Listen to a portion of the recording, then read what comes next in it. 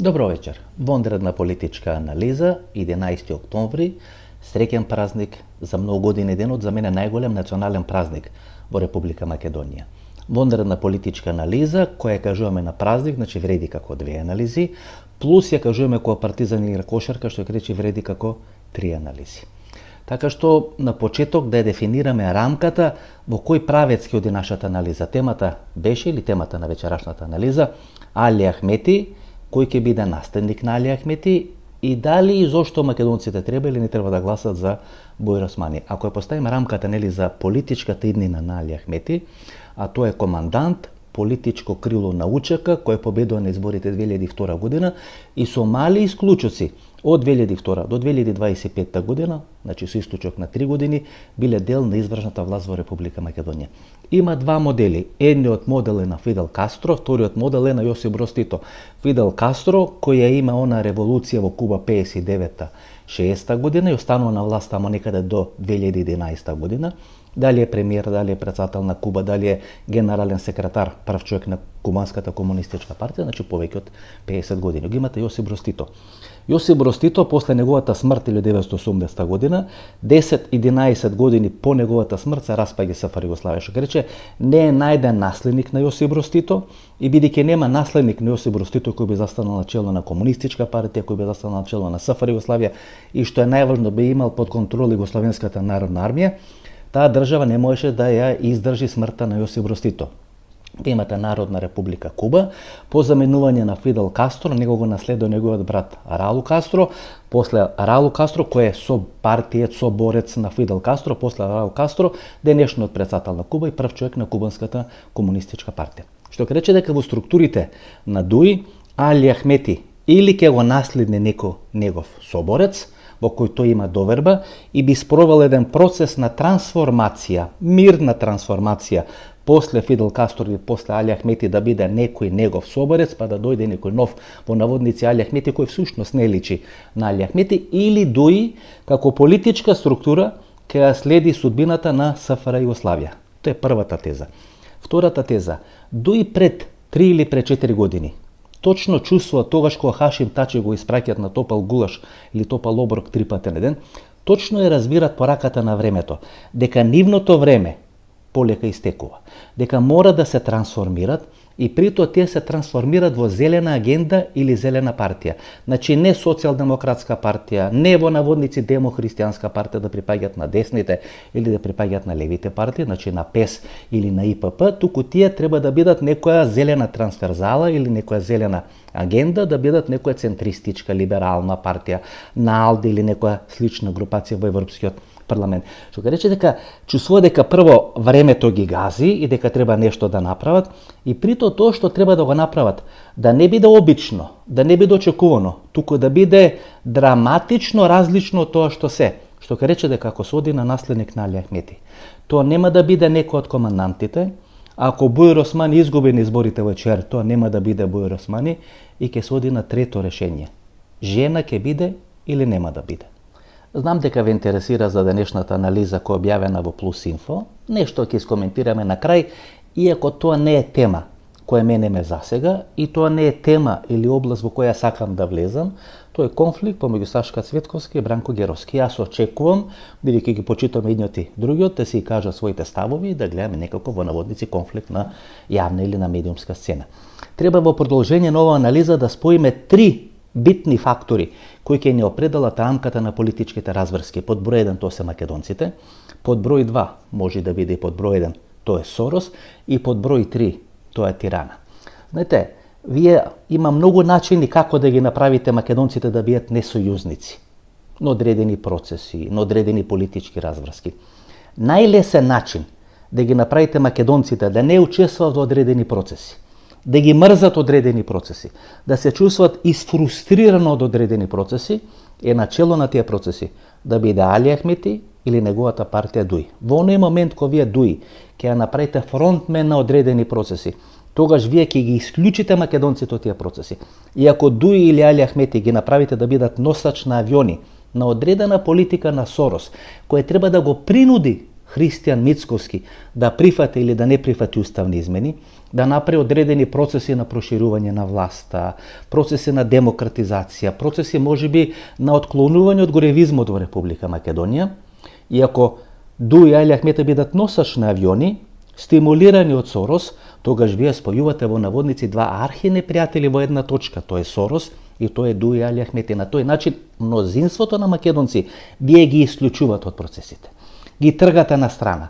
И ако размислувале дали е добро да учествуват или да не учествуват тие процеси, со ваков двоец со или без Кормилар, вие апсолутно им плескате во лице на македонците дека не треба ни да размислуваат, а не да учествуват во тие процеси. И имате подброј 3. Тиранска платформа е основата за настаните на 27 април 2017 година. Тирана сега очигледно сака да ја растури владината коалиција, тоа е со Армен Таравари, со растурање на таа Влен или Вреди коалиција и делови на таа коалиција да завршат кај Али Ахмети. Значи првата фаза е да биде излечен Армен Таравари од владата со Христијан Мицковски.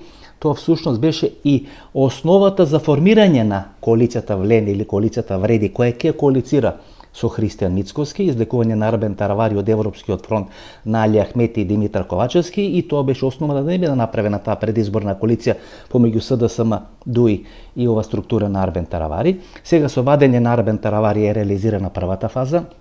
Втората фаза, или тоа што официјална Тирана не крие дека го сака, дали преку нивниот амбасадор, дали на некое друго политичко ниво или политичко размиште, па вие може да се сетите каква беше средбата на Еди Рама кој беше тука во хотел Хилтон во Скопје и средбата со Бојар Османи и со Али Ахмети, кај што јавно на јавна сцена манифестираше дека тој е првиот играч кој всушност ги влечи потезите не само во Косово, Албин Курти, и во Република Македонија. Значи втората фаза е да биде Дуи вклучен во одредена влада со Христијан Мицковски и со ВМРО ДПМН. Значи, кога тие три работи ќе ги споите во една точка и плюс ово што претходно кажа, ви имате рамката во која ќе се случуваат политичките разврски во Република Македонија.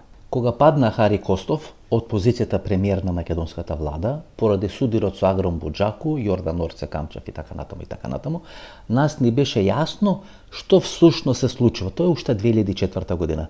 Наредните 21 година нас всушност не ја потврдија таа основна теза, дека Дуи како политичка партија, тамо каде што е власт или тамо каде што е заинтересирана да е власт, прави држава. Да не постоеше држава, тогаш Никола Груевски ќе избегаше на Табановце или ќе избегаше некој граничен премин кон Република Бугарија, немаше да избега во Дебар или на граничниот премин кај Дебар во Република Албанија. И всушност на тој начин Дуи манифестираше дека се држава и дека без нив во одредени делови на Западна Македонија тешко може да има функционална власт. Тоа е подброј 1. Подброј 2. Колку победници има на изборите во Република Македонија? 1 победник, ВМРО ДПМН, 2 победници, Дуи ВМРО ДПМН, тоа беше суштината на Мајскиот договор. После изборите на 11 декември 2016 година беше напуштен принципот на победник со победник, односно да има 2 победници на изборите во Република Македонија, и ВМРО ДПМН е наметна одредена стратегија дека се тие победник на изборите, бидејќи се тие победник на изборите, тоа што не можеше да го направи Зоран Заев 2016-2017, тоа што не можеше да го направи Зоран Заев 2020, бидејќи Дуи водеше кампања ПСЕО Албанец за премиер, тоа го направи Христијан Мицковски, тоа Дуи не го прифаќа. Гледате, ако имате победник со победник, односно има 2 победника на изборите, тогаш Македонија е белгиски модел. Во таква ситуација нема место за еден од двата клучни македонски партнери во власта во овие 34 или 35 години. СДСМ и ВМРО ДПМН. Ако не постои СДСМ, тогаш може да се реализира белгиски модел. Гледате, функционирањето и долгорочноста на постоење на Дуи ја исклучува потребата од СДСМ како еден клучен и битен политички фактор на македонската политичка сцена. Дуи и СДСМ не се комплементарни, Дуи и СДСМ и се исклучува, затоа е многу битно овие што се гласачи на СДСМ да сватат дека нивни интерес не е Бојар Османи да победи во ЧАЕР, туку нивни интерес е Бојар Османи да изгуби во ЧАЕР. Бидејќи ако постојат ВМРО ДПМН, СДСМ и Дуи може да биде еден од партнерите, дали со ВМРО, дали со СДСМ. Тогаш имаме швајцарски модел, во наводници еден вид на кантонален модел на уредување или на политички договори во Република Македонија. Ако СДСМ не постои, ако имаме победник со победник, победник е македонците и победник е албанците, тогаш имаме белгиски модел. Фламанци и фландрици, значи што се вели.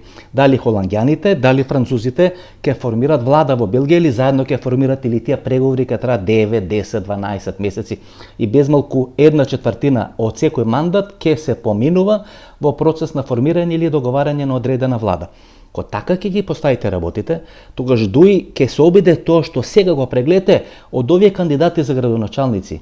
Дали 1/4 се кандидати на ДУИ, другите 2/3 или 3/4 се кандидати на коалиционите партнери.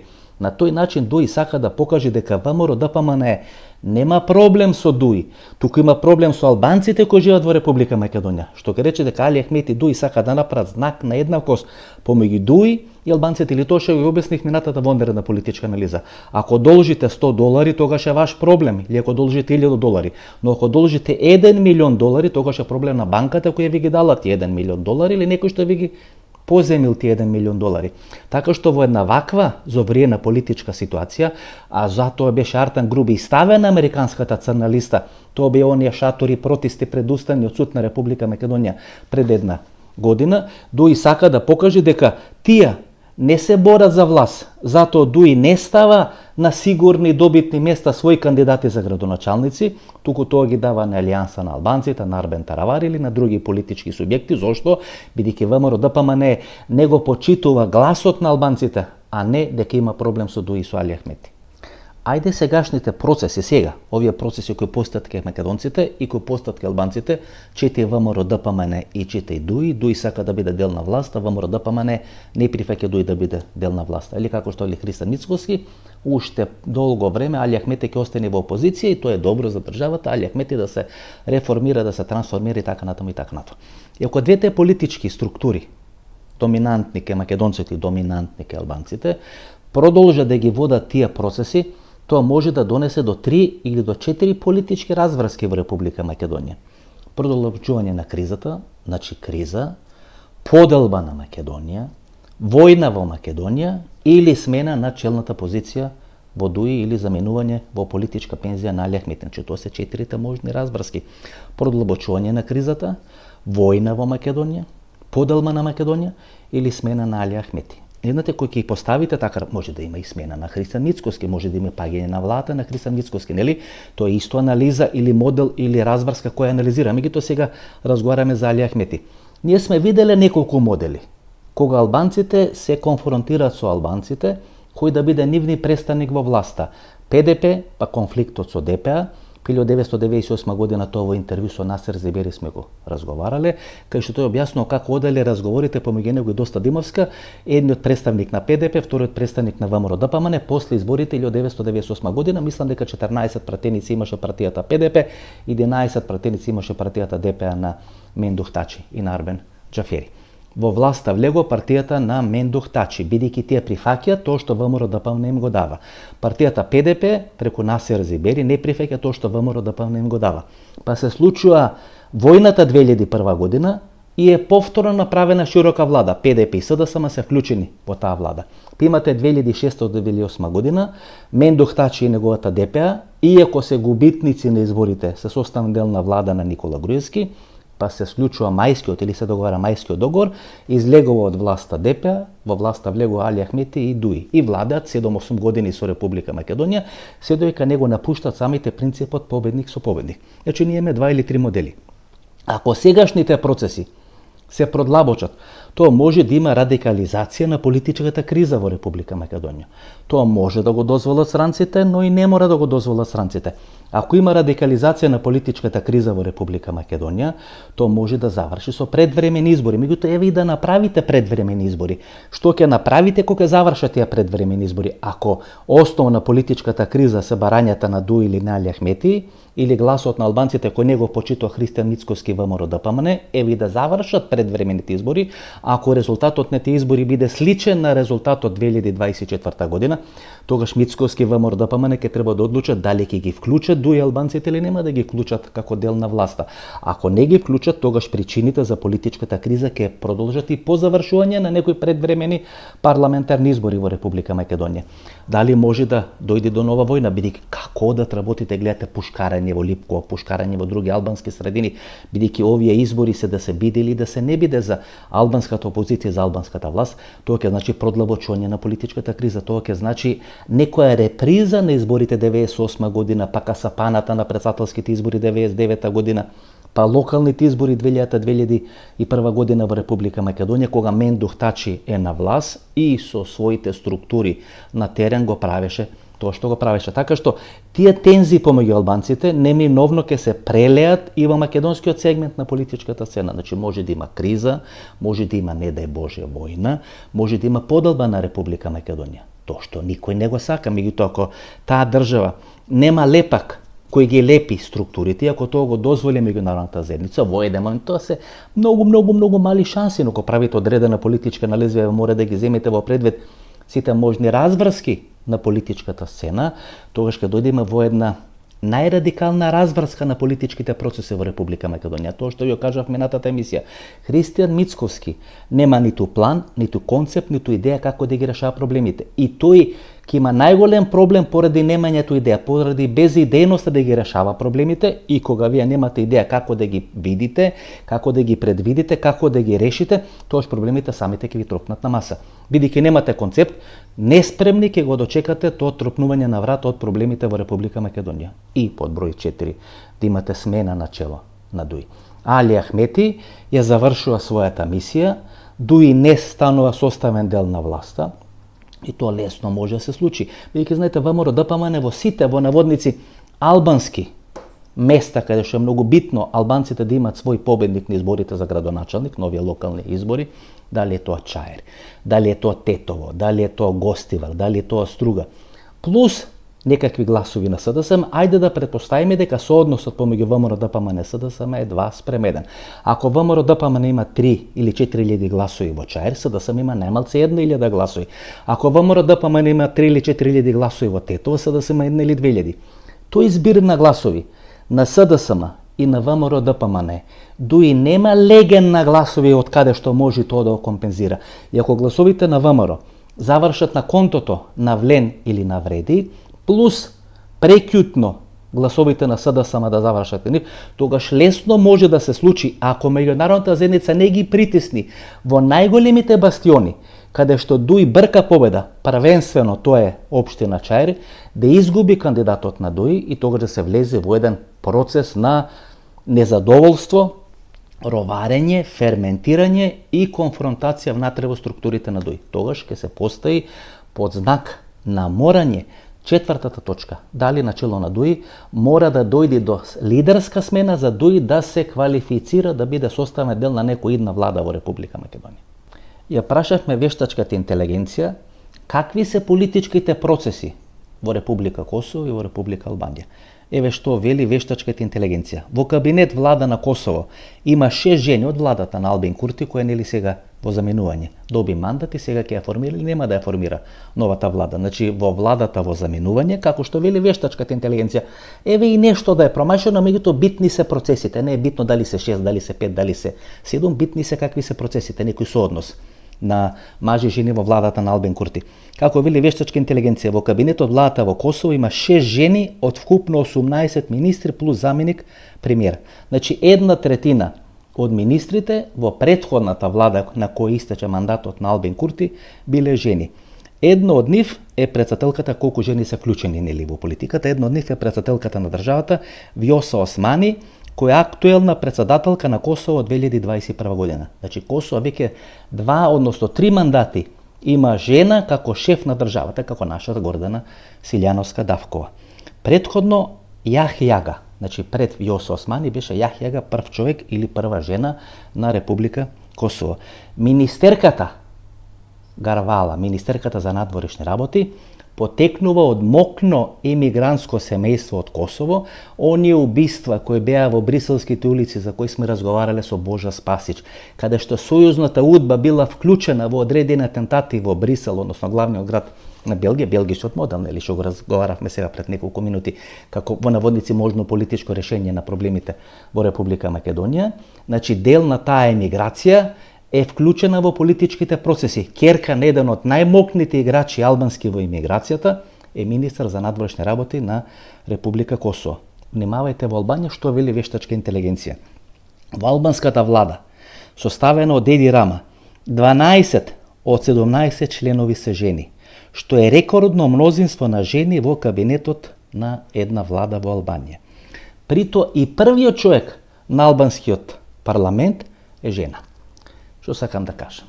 Во структурите на ДУИ, после Ермира Мехмети и после Теута Арифи, значи првата беше градоначалник на Тетово, Ермира Мехмети, која многу и пред Артан Груби, пред Буер Османи, имаше политичка кариера и после бомбите беше брутално пуштена низ вода, веќе нема формирано нов женски лик кој може да ја замени или да се наметне на политичката сцена во структурите на ДУИ на албанската политичка сцена. Овие команданти, кои произлегот од војната 2001 година, под број 1 со старени и под број 2 голем дел од нив, а раците им се брцнати во медот. Фатени се во криминали и лесни се за манипулација, лесни се за оценување, што ке рече дека ако таа структура не игра, тогаш Али Ахмет е оставен на еден бришан простор. Ако му биде политички елиминиран Буер Османи, имаше еден таков обид на ланските претседателски избори и тој се спаси бидејќи беше победник во албанскиот дел на претседателските избори. Ако изгуби од Изет Меджити на изборите во општина Чаир, тогаш ќе биде елиминиран и Буер Османи. Тоа одговара и на ВМРО ДПМН, тоа одговара и на СДСМ. Малку одговара, што се вели, малку не одговара. ВМРО ДПМН останува без тема, бидејќи ако го нема Буер Османи, го нема Бојан Маричич, го нема Димитар Ковачевски, ги нема носителите на францускиот предлог во Република Македонија. Тогаш ВМРО ДПМН нема со кого да игра пинг-понг. Пинг-понг игра со Буер Османи. Како може не македонец да преговара за идентитетот на македонците во преговорите со Бугарија? Тоа е нели омилената теза на Христијан Мицковски.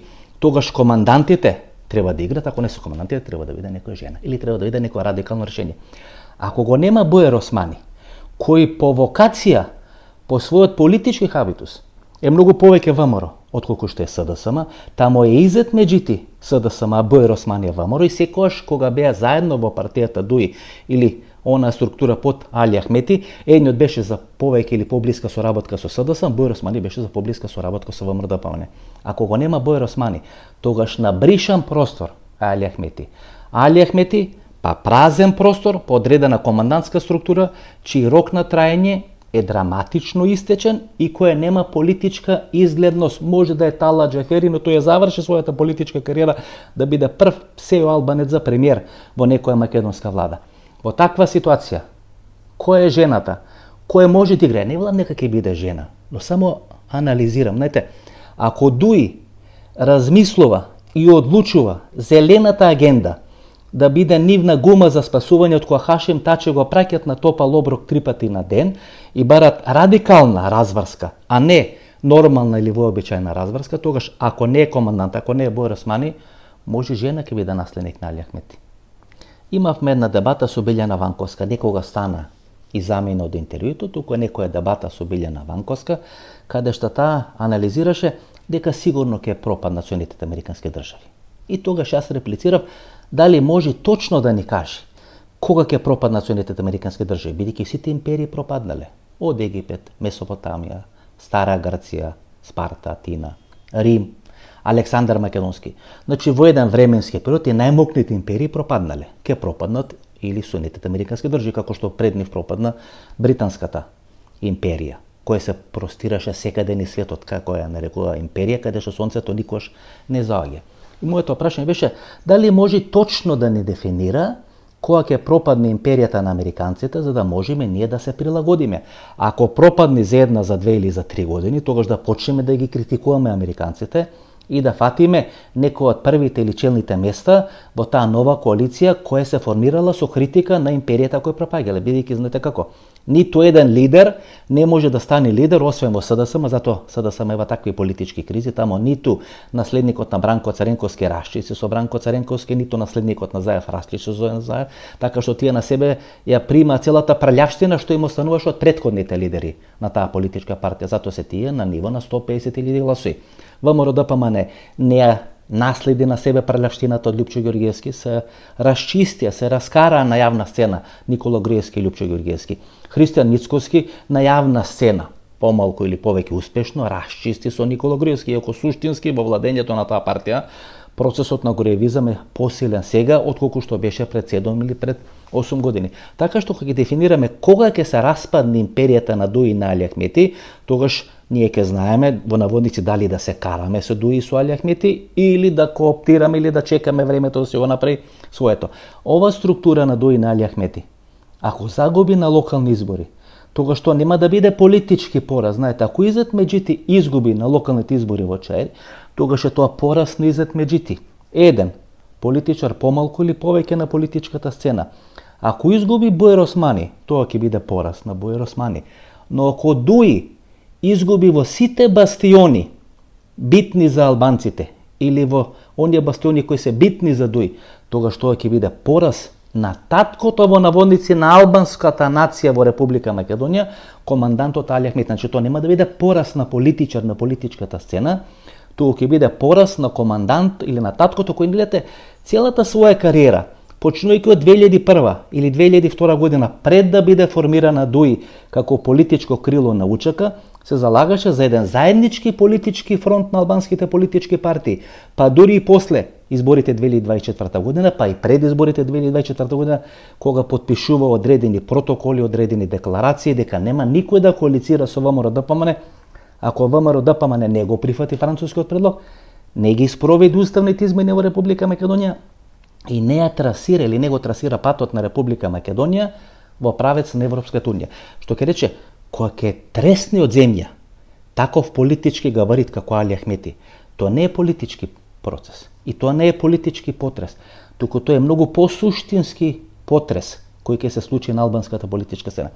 Ако вие гледате албанската политичка сцена не само во Македонија, туку пошироко во регионот, тие страдат од тоа дека таа политичка сцена до пред 5 или 10 години беше доминантно машка политичка сцена, каде што немаше место за жените на таа политичка сцена. Прво тоа се случи во Албанија и почна жените масовно да влегуваат во политиката, па се случи во Косово каде што жените почна масовно да влегуваат во политиката. На тој начин вие правите политичка дистинкција со УЧК, со структурите на УЧК, со моделите на УЧК како да дојдат на власт и како да ја парципират власта, дали во Косово, дали во Албанија, дали во Република Македонија. Еден таков пат и еден таков процес ќе се случи неминовно и во Република Македонија. И тука доаѓаме дали до прашање кога го постав на Билјана Ванковска. Прашањето не е дали жена ќе дојди на чело на Дуи, туку кога жена ќе дојди на чело на Дуи. Ајде да ви прочитам делови од една биографија. Прво дете од 4 деца од семејство кое емигрираше во Швајцарија. Таму има емигрирано и Али Ахмети, значи не е Белгија, како Гарвала што е во Косово, туку во Швајцарија, од каде што потекнува во еден голем, да не речам најголем дел, политичката елита која застанува за структурите на Али Ахмети, пред Али Ахмети да направи структурата на УЧК и на Дуи во Република Македонија. Докторирала во Белград. Видите, тоа е многу важно за албанските политички процеси. Што и да прави, мора да помине низ Белград, да ги измие раците во Сава или во Дунав, значи докторирала во Белград, има црн појас карате и ја чува својата пушка горе на таванот, за не де Боже, ако не бидат исполнети или ако не се почитат албанските интереси во Република Македонија. Шкодране, Зануни, Дарлишта.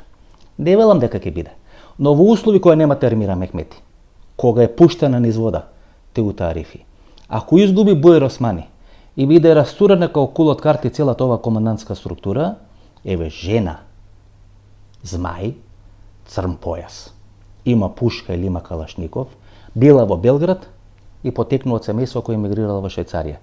Па освен што не е маш како Али Ахмети, ги има истите структури и истите коти на политичко и на животно делување како што ги има Али Ахмети. Не велам дека тоа ќе се случи сега за 1 или за 2 години, меѓутоа гласно размислам. Гласно размислам за да може да ви наметнам одредена форма за размислување, не вие да ја прифатите, туку само да ја ставите во потсвеста. Ако ќе дојде време за неколку години кога ќе се случат темелните политички разврски, да не речам темелните политички тумбања на албанската сцена во Република Македонија, бидејќи знаете во еден временски моментум и на странците и на сите ќе им дојде преку глава звецкање на оружје, закани, поделби, војна, победник со победник и така натаму, во услови кога ние со рамковен договор 2001 година сметавме дека сме ги завршиле сите тие клучни прашања, дека 4 тркала на автомобилот ке возат сега во еден исти правец, ние повторно 23-24 години после рамковниот договор се соочуваме со исти проблеми. И ако Али Ахмети биде дефиниран како носител на тие процеси, и ако тие процеси почнува да ги прави само иницијативно, јавнат од Сорос кој е во конфликт со американската администрација, во услови кога американската администрација се помалку присутна во македонските политички разврски, кога тука се вклучени германците, кога се вклучени французите и индиректно преку кредити и преку други политички процеси и британците, тогаш Али Ахмети треба да е многу умешен. Ки игра на карта на Сорос, ки игра на карта на американците, ки игра на карта на овие 3 политички субјекти и како тие во тој триаголник меѓусебен без македонските политички партии ки ги захефтат своите односи. Американци, британци, французи, Доналд Трамп и американци и Соросова структура. Ако тука се промаши пеналот, се ми се чини дека и политичката кариера ќе биде ставена на послужавник. Ајде за крај за денешната анализа на колегата Бранко Геровски, која на некој начин реакција на документарецот или нова емисија која се појави на YouTube на колешката Сашка Цветковска, па ни имавме во наводници некаква мини анализа каде што всушност го проблематизиравме свиркачот, кој може да биде свиркач и кој во една ваква запалена политичка конјуктура во Република Македонија може такви сензитивни материјали од истрагата да достави до одредени новинарски структури. Како финалената анализа беше мојот заклучок дека тоа може да биде или јавниот обвинител на Република Македонија или министерот за внатрешни работи, бидејќи ниту една структура под јавниот обвинител и под министерот за внатрешни работи без климнување со главата на јавниот обвинител Коцевски или министерот за внатрешни работи Тошковски не би се дрзнала во ваква политичка конјуктура такви чувствителни, да не речам земјотрес материјали, да достави до било кој новинар. Не би се жртвувал својата професионална, во наводници или својата политичка кариера, освен ако нема длабок порив, да не речам многу путер на главата, па сака да ја дефокусира јавноста. Значи имате емисија на ИРЛ, каде што главната тема е да се стави мета на Дацо, братот на председателката, ВД председателката на Кривичен суд во Република Македонија. Имате сега текст на Бранко Геровски, кој вели, значи имате Кики Фрики новинарство, имате Дацо новинарство. И јас уживам кога Кики Фрики и Дацо новинарството во Република Македонија меѓусебно се конфронтират. Тоа не е мегдан каде што јас би сакал да учествувам. Напротив, би сакал да гледам и би сакал да уживам. Тезата на ИРЛ некој скрил докази. Бидејќи ако не биле скрени доказите, тогаш истрагата полесно и побрзо би завршила и така се става мета на Дацо Паунов од Кочани, кој е случајно брат на првиот човек или председателката на Кривичен суд во Република Македонија. Геровски вели, не се точно презентирани сите битни работи во тоа истражувачко новинарство. Значи тука има работа за 2 нивоа на конфронтација. Под број 1, дали точно се интерпретирани или погрешно наодите на свиркачот. Значи свиркачот им дал информација на едниот и на другиот, едниот погрешно ги презентирал информациите на свиркачот, вториот вистински или правилно ги има интерпретирано информацијата од свиркачот. Мојата теза и дилема е кој е свиркачот, а не на кого ги дал свиркачот информациите и кој точно ги прочитал информациите од свиркачот. И под број 3. Едниот е добар свиркач, кој ги дал информациите на Бранко Геровски, а вториот е лош свиркач, кој произлега од структурите на СЈО, нели тоа така го разбирам и така ги толкувам тие работи кои се напишани, и тоа е Ленче. Значи ова е добар свиркач, кој ги дава информациите, ова е лош свиркач кој потекнува од специјално јавно обвинителство, што ќе рече дека е Ленче. Ленче кој во моментот е сива еминенција позади Лјупчо Коцевски, но е блиска со Панче Тошковски. Гледате, тука се прави одреден триаголник. Тој триаголник е тој конфликт кој сега ќе ескалира, всушност потекнува од Кочан Ѓушев. Гледате, она битка, како да наречам, историска битка на македонските новинари, да се пресметуваат со олигархијата во Република Македонија. Кочан Ѓушев е олигарх, ама Пелистарка, кој е во блиски роднински односи со Панче Тошковски, бидејќи неговата сопруга е прва братучатка на газдите на Пелистарка, тој не е олигарх. И знаете, кога вие ќе почнете да градирате добри и лоши олигарси, добри и лоши свиркачи, тогаш ќе имате драматична конфронтација на кики и фрики и дацо новинарство во Република Македонија. Тоа не е моја битка. И имате уште едно ниво, уште ова околу 30-40 секунди ќе завршиме вонредна политичка анализа. Виновен не е Панче Тошковски. Виновен е Оливер Спасовски. Бидејќи Оливер Спасовски во овие информации и телефонски разговори или СМС пораки кој добриот свиркач ги доставил на добрите новинари во Република Македонија, Оливер Спасовски се заканувал или се јавувал во Кочанската полиција да им прогледат низ прсти да работи ова дискотека. Ева, Оливер Спасовски бил 6-7 години министер за внатрешни работи. И се јавувал, и интервенирал, иако нема доказ дека се јавувал и интервенирал, нема да прифатиме дека се јавувал и интервенирал. Гледате која е таа подсвест. Ако министерот за внатрешни работи е виновен што работи една дискотека, тогаш министерот за внатрешни работи е виновен дека таа дискотека работела и од јануари 2024 година, бидејќи со исклучок на еден месец Панче Тошковски е министер за внатрешни работи од јануари 2024 година, па тамо до средината на март 2025 година, кога се случува ова стравична хаварија во Кочани, 62 жртви. Тоа е подсвест. Кога вие го обвинувате министерот за внатрешни работи на претходната СДСМ-ска влада, поранешната директорка на УЈП на претходната СДСМ-ска влада, ако сте виновни, виновни ли се овие директорка на УЈП во ова влада на ВМРО и министер на внатрешни работи во ова влада на ВМРО ДПМН? Така што операцијата спасување на војникот Трајан, односно на Панче Тошковски, всушност покажува под број 1 колку е расколот внатре во ВМРО ДПМН, бидејќи суштинското прашање не е што кажал и како бил интерпретиран свиркачот, туку кој е свиркачот, и ако свиркачот е министерот за внатрешни работи, тогаш може ли да претпоставите тие лоби групи и кланови внатре во структурите на ВМРО ДПМН, кои едва и се договорија кој да биде ВД председателка на кривичен суд во Република Македонија, тогаш тие ќе излезат од своите робови и ќе почнат да се конфронтираат на јавна сцена. Значи, ова е операција за санирање на штетата.